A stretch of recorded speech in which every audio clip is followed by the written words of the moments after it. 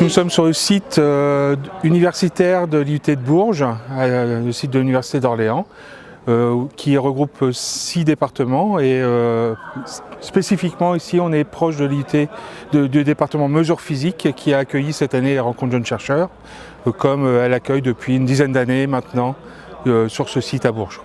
C'est plus une aventure un peu plus grande puisque c'est une opportunité de faire croiser des étudiants qui sont en première année post-bac avec des jeunes qui peuvent venir des primaires, des CP, des maternelles même. Cette année on a eu quelques maternelles jusqu'au terminal. Donc ces rencontres jeunes chercheurs, c'est vraiment une opportunité de faire croiser les gens et de partager les expériences. Comme tous les ans, ce qu'on fait en mesures physiques, c'est qu'on propose ou on impose aux étudiants de prendre en charge un groupe de jeunes qui vont encadrer ou qui vont gérer toute la journée. C'est-à-dire qu'ils vont prendre en charge ce groupe et ils vont les emmener d'un stand à l'autre pour leur faire découvrir l'IUT, mais aussi l'IUT et les différents stands, mais aussi pour éventuellement répondre aux questions, échanger avec eux sur ce qu'ils font, comment ça se passe. Et c'est vraiment un échange très fun entre les grands et les tout petits, des jeunes qui viennent de maternelle jusqu'à des doctorants qui sont à Bac+8.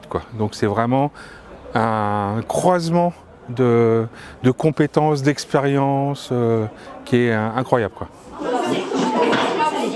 Oui, mais là il avance même pas le robot. On a travaillé sur un projet sur les voitures autonomes. Nous personnellement, on présente une programmation. On a programmé 2 choses pour qu'une voiture s'arrête devant un piéton et la deuxième pour qu'une voiture puisse contourner un obstacle. Voilà. En fait, on le programme sur un ordinateur, on l'enregistre sur une sorte de carte. Oui, une carte SD. Et après, on la branche à la voiture, au mini-robot. Et après, ça fait ce qu'on lui a demandé.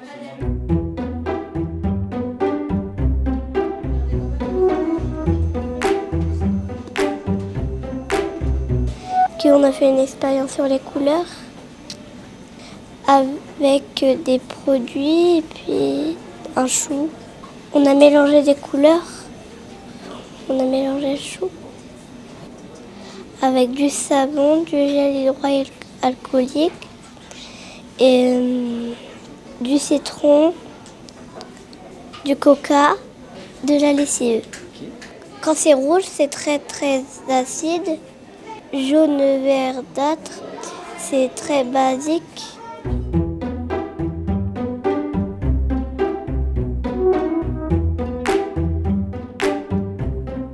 Sur le site de la bibliothèque universitaire où est accueillie l'exposition Le Ver dans tous ses états.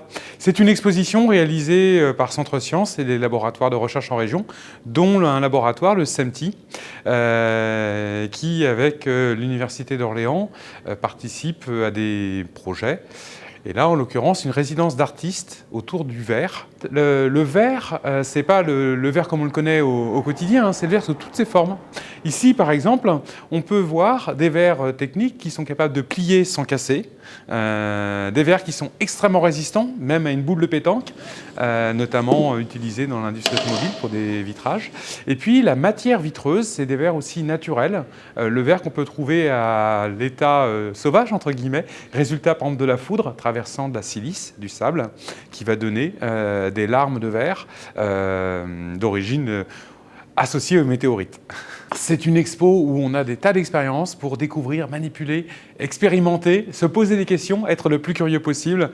En fait, tout l'état d'esprit de ces journées des rencontres jeunes chercheurs ici à l'IUT.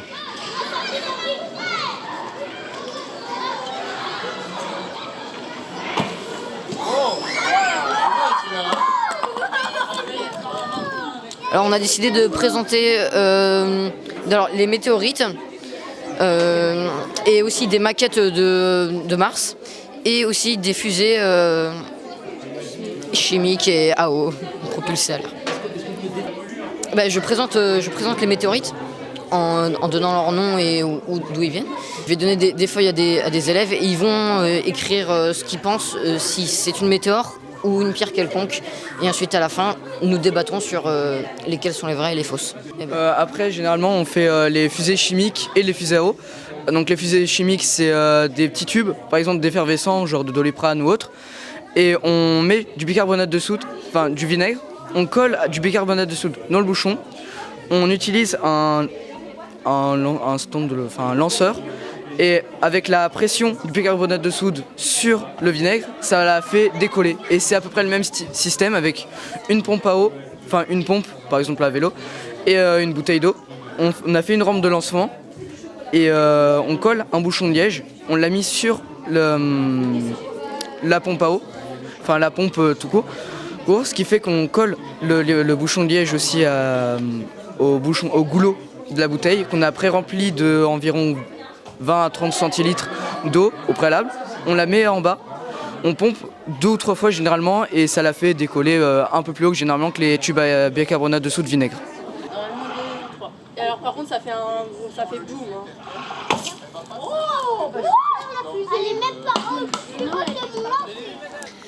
Dans l'atelier avec les maquettes, on présente les maquettes qu'on a fait.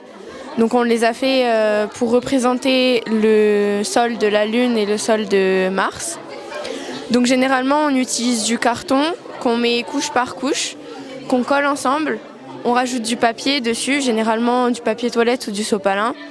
On peint, on met du sable pour faire bien la matière de la Terre. Et après ça nous donne les résultats qu'on voit derrière. Et après on peut voir et étudier les sols comme ça.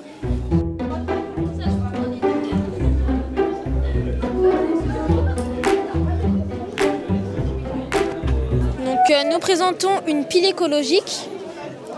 La pile écologique est composée du zinc et du cuivre. Donc le zinc c'est le pôle moins et le cuivre c'est le pôle plus. Nous avons choisi le citron parce que on avait besoin d'un collecteur de courant et il fallait que ce soit très acide pour remplacer les produits toxiques qu'il y a dans les piles. Donc nous avons fait des tests avec le papier pH. Remarquez que le jus de citron est le plus acide parce que nous avons testé la pomme de terre, l'eau, le vinaigre de cidre et le bicarbonate de soude. C'est plutôt pas une pile mais c'est une batterie. Il y a 4 citrons. On avait fait une pile avec un citron, mais on a remarqué que ça marchait pas assez, il n'y avait pas assez d'énergie. Donc nous avons mis 4 citrons à la place pour faire une grande batterie. Il ne faut pas jeter les piles dans les poubelles ordinaires parce qu'il y a des produits toxiques. Et après, soit ça va être brûlé, soit ça va être enterré. Donc il y a des poubelles spéciales dans les magasins et les grandes surfaces, spécialement pour mettre les piles, que des piles, des ampoules et tout ça.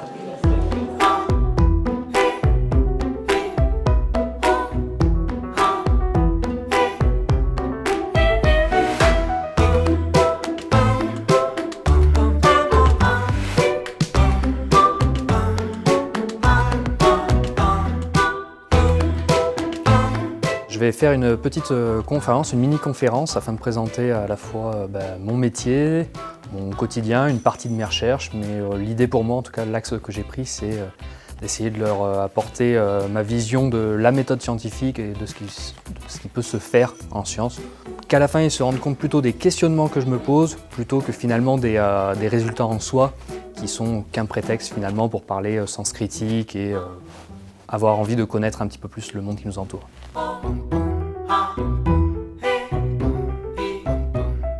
On va vous présenter la géothermie.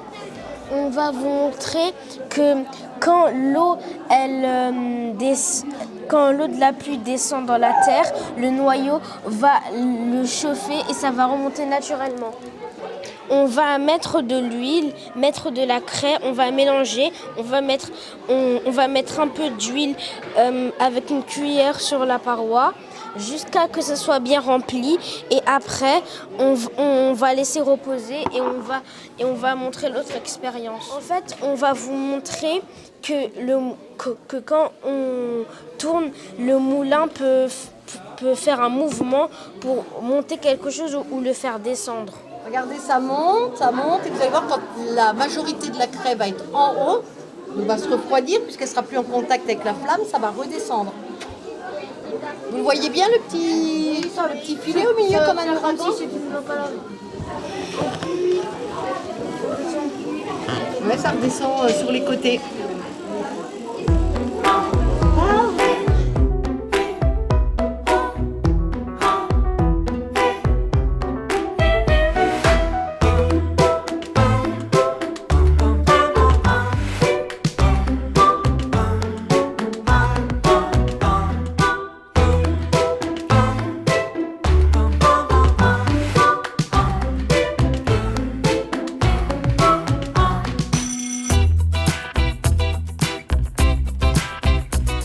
Donc nous, le but c'est de faire le tour d'une île à la nage, donc le plus rapidement possible.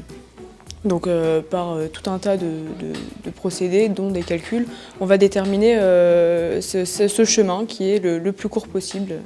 On a programmé un algorithme qui montre tous les calculs qu'on a fait pour pouvoir déterminer le chemin le plus court. Donc dans un premier temps, on a regardé tout ce qui était inégalité triangulaire. Donc surtout visuel, et puis après on s'est penché sur les angles, le produit scalaire et enfin les équations de droite. Alors nous, notre travail, c'était quelle est la façon de programmer un ascenseur pour que le temps d'attente des gens qui l'utilisent soit le plus petit possible en fait. Donc nous on cherche quelle personne on va aller chercher en premier afin que le maximum de gens soient satisfaits et aient une attente la plus petite possible. C'est un jeu de stratégie nommé Quantique qui se joue à 2 joueurs, l'un contre l'autre. Et donc chaque joueur a 4 formes différentes en 2 exemplaires. Et donc le but du jeu, c'est d'aligner soit en ligne, soit en colonne, soit dans un carré, les 4 formes différentes, peu importe la couleur. Du coup, nous, on a trouvé une technique pour le 2e joueur. Donc dans ce cas-là, il gagne à tous les coups en suivant cette technique. Et il y a un cas sur un test de 10 000 par un programme où ça ne fonctionne pas, mais on a trouvé une autre technique pour pouvoir gagner quand même cette partie en tant que 2e joueur du coup. Alors Corridor, c'est un jeu stratégique qui peut se jouer de 2 ou à 4 joueurs. Le but du jeu, c'est d'arriver sur la ligne adverse. On peut justement poser des murs sur le plateau et un joueur dispose de 10 murs, un joueur dispose de 10 murs chacun. Et on ne peut pas bloquer l'entièreté du tableau, du plateau. Il faut obligatoirement laisser une porte de sortie à soi ou à son adversaire. Et on se déplace que d'un seul carreau, horizontalement ou verticalement, pas diagonalement. Et on peut reculer, avancer, aller à gauche ou à droite. On a cherché plein de stratégies pour ce jeu, mais nous avons cherché en 3x4 et en 3x3 parce que le 9x9 était beaucoup trop compliqué. Du coup, en 3x3, on a commencé à faire 100 murs. On a vu que 100 murs, c'était toujours le 2e qui gagnait, parce que si le premier avançait, le 2e passait par-dessus. Donc après, on a essayé de rajouter des murs et on a vu que cela ne changeait rien au résultat et que c'était toujours le 2e qui gagnait, peu importe si on rajoutait des murs ou pas.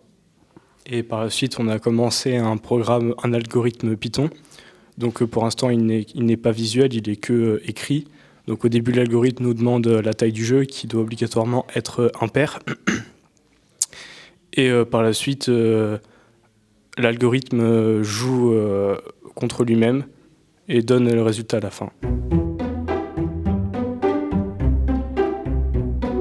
On complète en proposant des ateliers spécifiques, organisés ou proposés soit par mesure physique, soit le département mesure physique de l'UT, soit par les laboratoires qui sont sur le site. Donc le laboratoire Grémy, qui travaille sur la physique des plasmas et des lasers, soit le laboratoire SEMTI qui travaille plus sur la matière, les verres et des choses comme ça.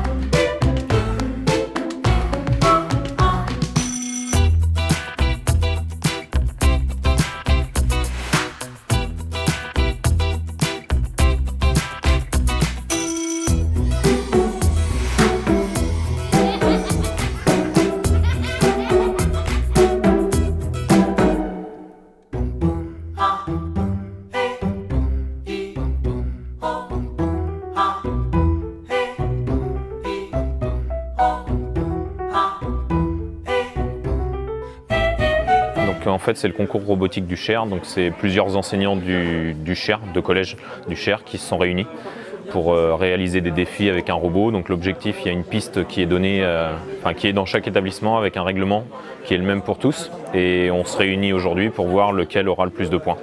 Donc, voilà, c'est un concours. Les pistes sont dans chaque collège et en fait, c'est soit en club en club robotique au sein du collège.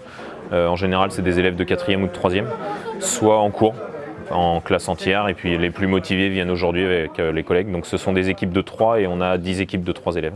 En fait, ça dépend de la programmation. Il y a des robots qui vont être plus ou moins précis, il y a un suivi de ligne à faire. Donc il ne faut pas que l'objet sorte de la zone. Donc par exemple, il y a des quilles à mettre dans une cible. Plus on se rapproche de la cible, du centre de la cible, et bien plus on aura de points. Et donc c'est là que ça va départager aussi. Ils peuvent rajouter des pièces sur les robots. En fait, il n'y a pas de robot dédié. On peut choisir n'importe quelle marque de robot. Et l'idée après, c'est qu'on peut rajouter des pièces imprimées en 3D. On peut aménager le robot pour qu'il soit plus performant.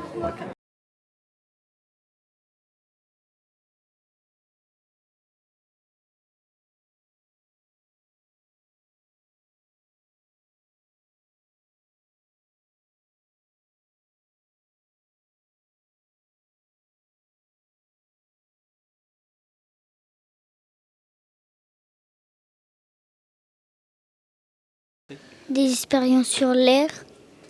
Comment gonfler un ballon sans toucher la bouteille. Le ballon. Éteindre une bougie sans y toucher. Peser de l'air. On a pris une balance. On a mis le ballon avec de l'air. Avec un fil, on l'a accroché. Et on a fait pareil, mais avec un ballon vide. Après, il y avait l'expérience comment gonfler un ballon et elle était coupée la bouteille. Il fallait le gonfler.